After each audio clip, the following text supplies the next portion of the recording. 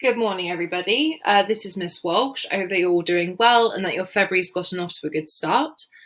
February is LGBTQ plus History Month, and this is the first of a series of assemblies giving you a little bit more information about this subject. But why is this important? Well, it gives us a chance to recognise and to acknowledge a variety of different identities, but it also gives us a chance to recognise just how far we've come in terms of LGBTQ plus rights and acceptance. In the UK, this is celebrated in February because it marks the repeal of Section 28, the taking back of Section 28 in the UK. We'll talk a little bit more about what that means later on in the Assembly. It's also important to note that the community still faces discrimination and prejudice to this day, both in the UK and around the world. But by understanding more about people, about our friends, family members, acquaintances, and strangers, we can help to ensure that people are not hurt or thought less of for loving who they love or for being who they are.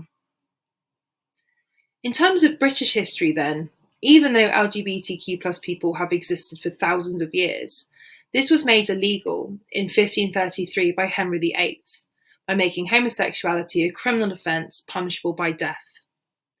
Now, the laws did change and evolve over the next few hundred years, but it wasn't until 1957 when a committee recommended that homosexual behaviour between consenting adults in private should no longer be a criminal offence.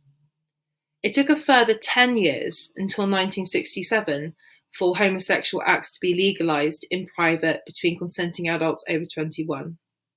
Now, this was a huge step forward. But the phrase in private meant that if you were not in a committed relationship already, dating did not count as being in private. So challenges were still to be had. As the century evolved, you had the first London Gay Pride Parade in 1972. And in 1978, the rainbow flag was first used as a symbol of gay pride.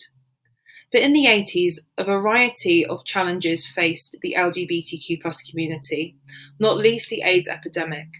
You might remember a bit about this from Dr. Ellison Dunn's assembly earlier in the year. But what this meant really was that in one way or another, an entire generation of LGBTQ plus people were affected.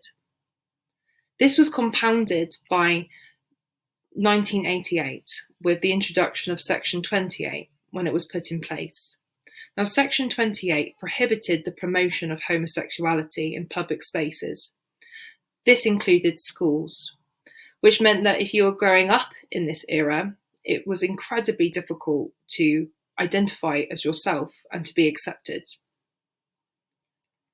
At the turn of the millennium, in 2002, the Adoption and Children Act allows gay couples to adopt. And in 2003, Section 28 was finally fully repealed in the UK. In 2005, civil partnership was legalised for same-sex couples, and in 2014, same-sex marriage was legalised. I remember this day. I remember being so overwhelmed and so overjoyed that equality was had for people who wanted to get married. LGBTQ plus people have existed for millennia, but attitudes and laws towards us have varied throughout time. No one can force someone to be gay, and no one can force someone to be straight. We get to decide whether we treat people differently because of something they can't change, or if we treat them with the kindness and respect all people deserve, regardless of their ethnicity, their religion, their age, or their sexual or gender identity. I want to thank you so much for listening this morning and taking the time to get to the end of this assembly. If you would like now to pause, there are some additional resources, and there's also a list of teachers who are happy to have a chat if anything in this assembly has made you want to ask any questions or just to be a listening ear. I hope that you're all well, and I'll speak with you next week. Thanks so much. Bye.